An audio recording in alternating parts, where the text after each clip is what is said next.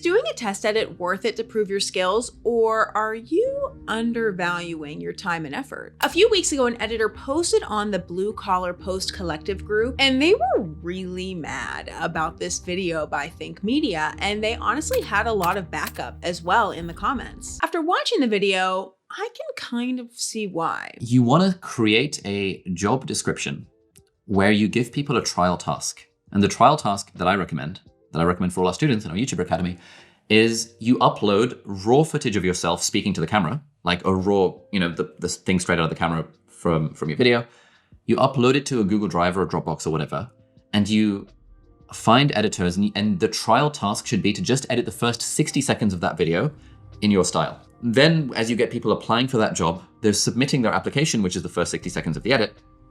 And that means you can instantly judge, is this video editor actually good or are they pretty crap? The comments on this video were also pretty mixed, with a lot of people getting really fired up about test edits. So why is everyone getting so riled up, and should you be avoiding test edits at all costs? So what are test edits and why do they matter? If you don't know, a test edit happens before you usually get the job. A potential client will ask you to do a small project. It could be a specific project, it could be a piece of a larger video, but they will ask you to do a small version of a project so that they can see essentially how you would edit their video. They may also include instructions to see how well you follow instructions, and this could be a paid or an unpaid project. Test edits are a pretty common request when it comes to freelance video editing. As great as it is to send just your demo reel to a client, a lot of times they want to see specifically what you are going to be able to do with their footage. And particularly for beginners, it could be a great chance for you to get your foot in the door, considering you may not have anything on your demo reel to show. So all you may be able to show is just your ability in the test edit. Now, on the client side, it is a great benefit for them so that they can see how your skills fit into what their project is. Again, it can also show them how well you follow directions, or how you interpret their creative direction, or how you work together just on this tiny project. Like, do your personalities clash? Are they giving you any red flags? Are you giving them any red flags? It's thought of as kind of a trial in that way, where you're testing each other out to just see if the vibe is there. Now, why they're controversial is for a couple reasons. Mainly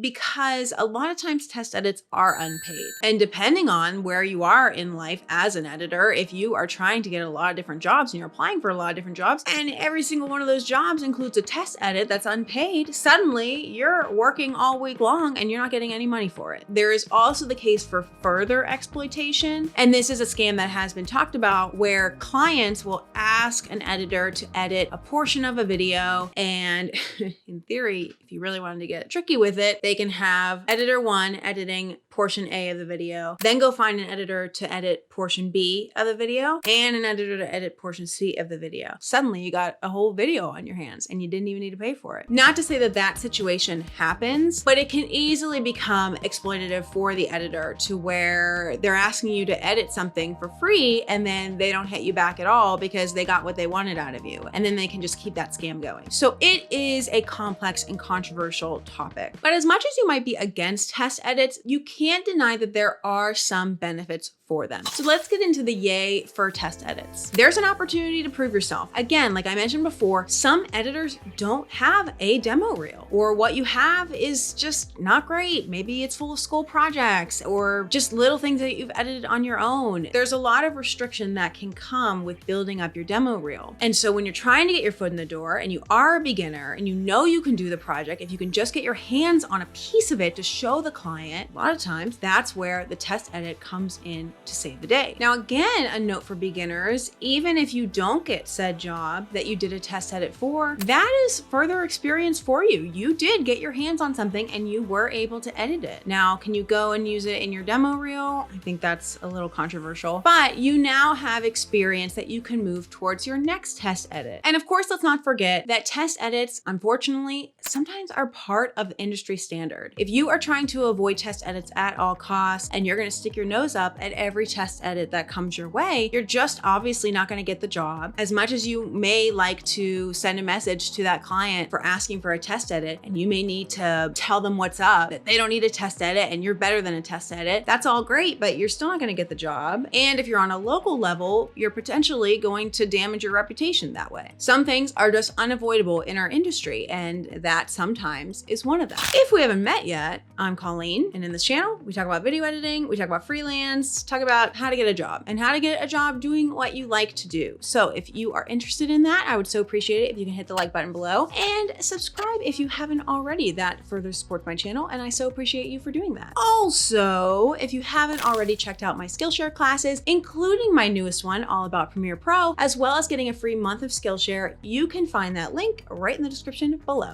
Okay, let's get into the nitty-gritty here and talk about the nay for test edits. Of course, we already mentioned earlier the free labor concern. On an extreme level, some clients have no intention of hiring an actual video editor, and they will exploit this process to get free work out of multiple video editors. Personally, I think this is dumb. I think that even if they are trying this scam, I just don't think it would last, because unless you have this system down packed, the edit you're going to get back from each individual editor is going to be different. So ultimately, it's going to make your videos look like anyways. So I just don't see this being a sustainable thing. However, on a less extreme but more probable note, a large company who hires many editors and who does this a lot could, in theory, offer an unpaid test edit to every editor that comes to apply to the job, whether or not they even qualify on a resume level or not. They send them all the test edit, everybody does a test edit, and then they're just watching all these videos to see who can edit the video the way that they like to do that. This is exploitative in the fact that you're having so many people edit this test edit, and you're also potentially not even acknowledging their resume experience. You're just waiting around to see who can edit the video like I would like it to be edited with no other qualifications,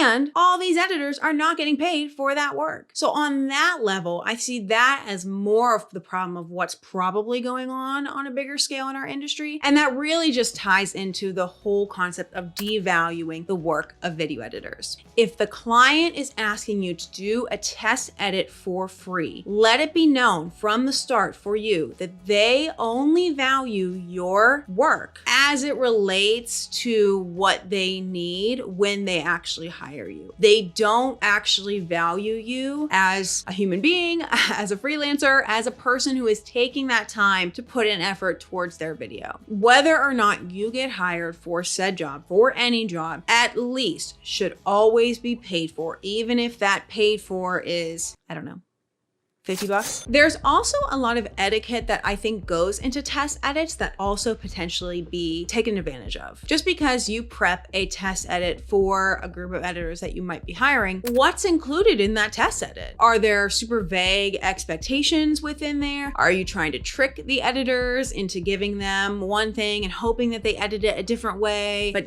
maybe not being clear enough in the instructions? Or maybe you're giving them unrealistic deadlines, or maybe you're giving them unrealistic asks for the fact that it is a test edit that is at the very least underpaid, but more often than not, unpaid. If they're asking you for too much up front, that is kind of a red flag in of itself, because not only is it a test edit, but it's kind of a full-blown edit. It's not really a test edit anymore. And that's where you get to the level of, is this a scam? Am I being exploited? Should I run the other way? I think we've complained about test edits quite enough. How do we approach them? Because as much as we'd like to deny them, they're still around. They can be used as a benefit to beginner editors. We just have to know how to approach them cautiously. So how do we do that? Number one, let's set some boundaries. Anytime you are approached with the opportunity to do a test edit, I would make sure to have in your head a set of boundaries or pre-existing conditions that are going to need to happen in order for you to do that test edit. What is the amount that you will do a test edit for? What is the length of the video that you will be willing to edit? What is the turnaround time? All these things are going to be subjective to you as a video editor and your skill set and,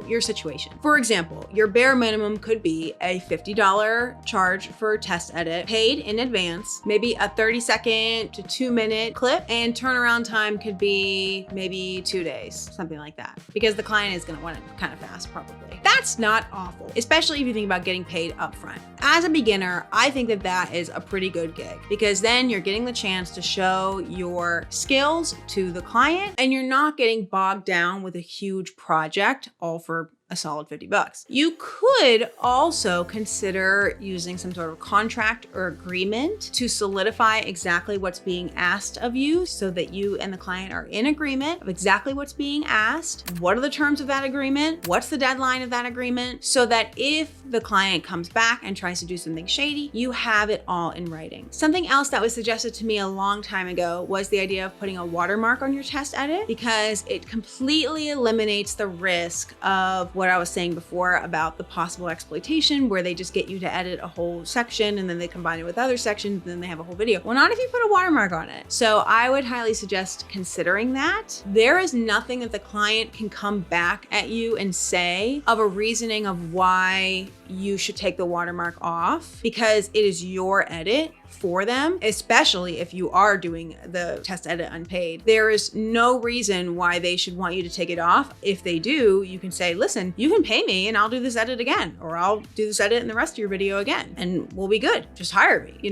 This is your way of protecting your work, your skills. So I think that's a very easy solution to this. And on a bigger picture note, there are other things that you can do to sort of establish trust in this early relationship with this potential client. For example, 1, did they even read your resume? 2, did they ask you for references, or could you suggest providing references to them, or testimonials from previous clients? Have they even interviewed you, like face to face yet? There's other things that you can do to establish that this is definitely not a scam, but maybe someone who's just not sure, not educated about the hiring process for an editor. Sometimes that is all it is. They are just uneducated. They're just not sure. Maybe they had a friend tell them, oh yeah, do a test edit. You don't need to pay them, and they just don't know. So it doesn't mean that it's always malicious intent, but there are things that you can do. And this is just good practice being a freelancer of establishing trust and looking at a situation and seeing, am I being taken advantage of, or am I just in the hiring process and this is just part of it, and I do trust this individual enough to where I can clearly communicate my needs for this test edit and we can just make it happen so that I can ultimately get the job. So overall, are test edits worth it? Again, if the client seems reputable, if the expectations seem normal, if the job is getting you excited to where you feel like you want to provide them a test edit. So essentially, if you feel like the opportunity outweighs the risks of said test edit, I think yes. I think ultimately yes. I don't think that test edits are inherently a bad thing. I do feel like they can often get twisted into a weird,